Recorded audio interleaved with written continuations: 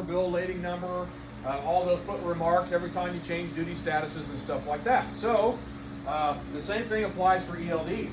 There's some certain things that you're gonna have to manually enter. I've had a lot of drivers over the years that said, I thought that stuff automatically went in there. I thought when my dispatcher sent me a new load, it pre-populated all that stuff. It's not the case.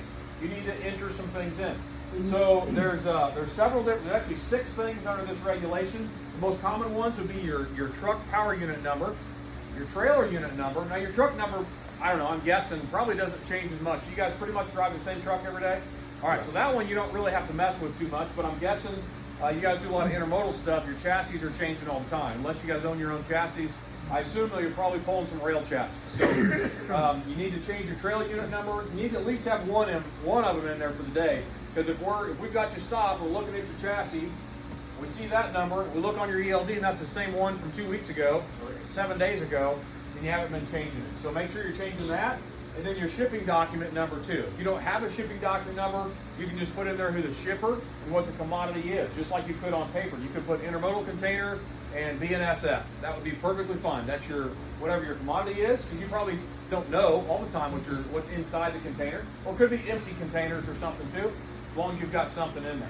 So there's actually 6 things in there. The other ones on the first part of that under C1, this is C2, under C1 are not quite as common, so that's why I just put the top 3 on there that we see all those violations on. Some other, yes sir? So changing our chassis number, if we start our day out, we add our chassis number pre-trip, throughout the day, we change chassis 2 or 3 more times. Yeah. Do we need to change that chassis number Ideally, every time? Ideally, yes. And I say that because it's going to avoid any question on the side of the road. Because that way, that inspector, trooper, whoever it is, can look at your ELD and go, "Yep, matches." There's not going to be any question. As opposed to maybe the guy who doesn't ask the question, he just sees that it doesn't match and he writes a violation, and then he goes up there and explains it to you. Now you're saying, "Well, no, that was the one I had this morning. Here's my paperwork from that one." So that's why I only put the 1 on there or whatever. So ideally, you can change it, yes, but there's some guidance out there somewhere I read recently. As long as you've got 1 in there that's correct for that day, as long as you've had that one, that's okay. Because some guys, not just intermodal stuff, they'll have tons of bills all day long. I mean, some of these LTL carriers and things like that will have a whole bunch of different bills. So it's not a violation if we don't, you just strongly recommend it. I strongly recommend it because there's a lot of people out there, again, who don't do this full time and aren't aware of that guidance, and so you could end up with a violation. You got to go back and fight it later on. Okay, that makes sense. Yep. All right, very good. All right, on one too many. On this is transferring your ELD. So it is up to the driver. They're required to transfer the ELD. Just like if you had a paper log, you're required to give us your paper log. It's the same concept, except it's electronically transferring it. So you are required to do that if both you and the inspector have internet capabilities at the time. Now, the way the ELDs are set up, there's different ways they can transfer. Some of them are by email, some of them are they go through the cloud, through that eRODS system, through what's called web services, which is most common. So the ELD vendor is the one who decides what method that they get transferred by, and then each state has to select 2 of those options. In our case, we do Bluetooth and we do web services. The way Bluetooth works, and it never works, I've tried a bunch of times, it never works. The way it's supposed to work is you connect your ELD to my air card on my computer through Bluetooth. It's just using my internet access to upload it. I've never got it to work. I've tried a whole bunch of times, it doesn't work. The other ways are email, which when it first came out, we were very gun shy about that. Like, we don't want Jim Bob the Trucker at yahoo.com sending us an email and then getting a virus or something like that. And the other one was a USB stick. But the problem with the USB sticks, it wasn't a regular USB stick. These things at that time were about $150 a piece. They had a little passcode. So you would take the USB stick and put it into the ELD, if that was that type of ELD, type in your passcode, it would download, you would send it, take it out, put it into our computer, and then type in the passcode again. You can see the fear there from our IT department when we're talking about putting unknown USB sticks into our computer. So we're like, there's no way we're doing that. So we went with the web services and with the Bluetooth. Bluetooth doesn't really work. The neat thing about the email is it's not actually typing in your email. We can still send it by email from the ELD just using our badge number. So It's not quite as scary as we thought it was going to be, but you do have to transfer. I just tell you these things too. A lot of things I present to carriers is things that I've had pushback on over the years. And I don't want you to end up in a pickle or in handcuffs or something like that because you refused to do something you didn't realize you were required to do. So that's another reason I tell you that. So it is your responsibility to do that. The other one is your ELD certification. That's just like signing your paper logbook. So when you log in, it should ask you if you've got any unidentified driving. If that's you or somebody else, you'll have to assume it or decline it. And then you also have to certify your logs. It doesn't matter, you can certify them 10 times a day if you want to, just as long as you've certified them each day. So that's one thing that comes up on our end that shows whether they've been certified and actually what date and time they were certified. So sometimes we've had somebody will transfer their logs and then later on they try to transfer them again and they'll get a violation for not certifying it and they'll present the second file that had it certified. Well, it just so happens that the inspections, that maybe the stop was at 1 p.m. and they were certified at 1:05. Well, nice try. That was after the fact. You didn't have them certified. So make sure you're certifying your logs. On malfunctions, this is what to do in case of a malfunction. So if your ELD crashes, for whatever reason, you decide to use it as a wheel chock or something like that, this is what you have to do. Notify the motor carrier in writing. Written notice within 24 hours. It's as simple as sending a text message or something like that. You have to reconstruct your record of duty status. Now that can be you sitting there with a paper logbook trying to remember what you did for the last 8 days, or it could be as simple as, hey boss man, I'm at the truck stop. Can you fax me all my ELD stuff from the last 7 days? That way I got everything except today. I know what I did today. I don't know what I did 7 days ago. That's perfectly okay too. So you could have those printed off and then start your paper log after that. That's totally fine. Let's see. So reconstruct them and then remain on paper until it's fixed. Now, your motor carrier behind the scenes, excuse me, if it's going to be longer than 5 days to get it fixed, and it could be something as simple as, yeah, we just got to get him back to the shop and get him a new tablet or phone or whatever. Could be something like during COVID and all this stuff, all the supply chain issues, it's like it's going to be 30 days before we even get the cords or whatever we need for that thing. So they have to file an extension with the FMCSA in their state.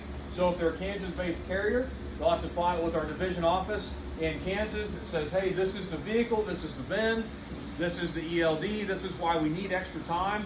We're having trouble getting it, and then they'll look into that, and as long as there's no issues with that, FMCSA will grant an extension to allow the motor carrier more time, then they can run on paper logs. We get a lot of guys, though, that try to play this card of, oh no, my ELD crashed. Okay, cool, show me what it's doing. They go fire it up, everything's working just fine. Or it's because they're unplugging it from their dash or something like that. Now, sometimes it's accidental. They kick it with their foot or it's plugged in underneath the dash. I understand that, but we can see those things too on our end where they're being unplugged and that kind of stuff.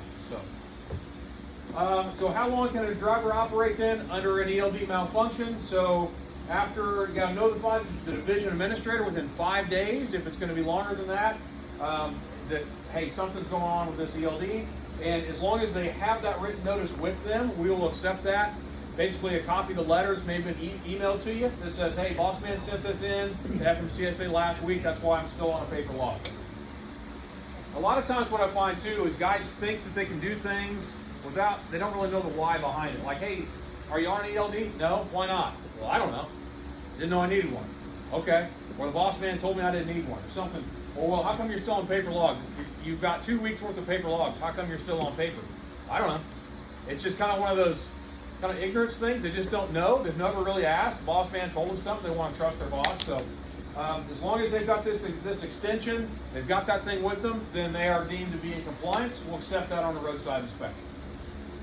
All right, rented. You guys ever rent trucks? You got a truck that breaks down? No, not really. Okay, I'll go quick through this then. If you happen to rent one, you can use paper logs in a rented CMV, not more than 8 days. So if it's 8 days or less, you're good to go. However, there are some rules to go along with that. You have to have the paper logbook, of course, and you also have to keep a copy of this federal notice with you that says everything you have to do. This is good till 2027. It'll probably start getting renewed once. So it's already been in place for 5 years, got renewed again. So it'll, in time, these extensions and things like that, these temporary orders will eventually, in theory, go into the regulations, so we don't have to have temporary extensions all the time. So let's see, if they're trying to work the system, like they keep getting a new rental truck every 8 days, we see that sometimes. I've had them before. The guy's like, yeah, I never turn the truck in, but every 8 days my boss sends me a new rental agreement. That's because they're working the system to stay on paper logs. So you have to have a copy of the notice with them, and it has to describe all sorts of who the parties are, the vehicle, all that kind of stuff, what's going on with that. And then copy of their rods, which is record of duty status. That's what it looks like. Okay, so just a little recap. Any questions so far? Logbooks, who needs them? Who needs an ELD? What you need in the vehicle? What you need to do with it? Nothing? All good? Okay. Little recap on your hours of service. So you can't drive. You guys already correctly answered. You can't drive more than 11 hours. That's line 3. If you're thinking about the old paper logs, only driving. For your 14-hour rule, I think that's what's next. You're going to count all time unless you have time paired together for valid sleeper berth provision. If it's a valid sleeper berth provision, then we're going to exclude that time. Let's say you've got 3 hours in the sleeper paired with 7 hours in the sleeper. We're going to exclude that time. I'll show you how we count these things here in just a little bit. We're going to exclude that time paired together. Your 60 and 70-hour rule, I'm sure you guys operate every day of the week. Is that a fair guess? At least, as long as at least one person operates every day of the week, you're a 70-hour company. So you can do 70 hours in 8 days. We're going to add just lines 3 and 4. So everything on your driving line and your on-duty not driving, you can't go over 70 hours. You can't drive beyond your 70th hour, unless you have a 34-hour reset in there. You're not required to take a 34-hour reset, but that's one way to clear that out. Now you're all the way back to 0. And then your 30-minute rest break, it's line 3 only. So after 8 cumulative hours, that means added together, 8 cumulative hours of driving, you have to take 30 consecutive minutes of either off-duty, sleeper berth, or on-duty not driving. Think of it this way: you just got to get out of the driver's seat for 30 minutes, and it has to be consecutive. You can't take 15 minutes and then drive some more, and then take 15 more and combine those together. It's got to be 30 consecutive minutes after 8 cumulative hours of driving. So your driving may look like this, up and down from lines 3 and 4, but then your off-duty or your sleeper or your on-duty not driving has to be 30 straight minutes. Be careful on the ELDs on this, because sometimes you're looking at your clock, you're like, sweet, it's been 30 minutes, put it in gear and go. But then it's like 29 minutes and 57 seconds, and it's going to pop up a violation for you. Even on our end, ELDs are down to the second. So there was a guy I stopped a while back, he had one like that, he was like 30 seconds or a minute over. He said, yeah, I realized it the next day because I was talking to a guy. Normally I set my alarm, and I was busy talking to a guy not paying attention. I didn't wait for my alarm to go off, and that's why I was in violation. So you can do it while you're getting inspected by us. That counts as a 30-minute rest break if it's 30 minutes because it's line 4. While you're getting fuel, while you're in the sleeper berth, while you're in taking a leak, whatever. As long as you're out of the driver's seat for 30 consecutive minutes, that's your break. What about a yard move? Same thing, because that clicks you down to on-duty not driving. Okay. And like personal conveyance, clicks you up to off-duty. So that's all 30-minute rest break. Okay. Anything but driving. Okay? All right, so there's some interp questions. This is about personal conveyance. Hold that thought for just a second. Let me go grab those handouts, and I'll be right back in. I got some stuff.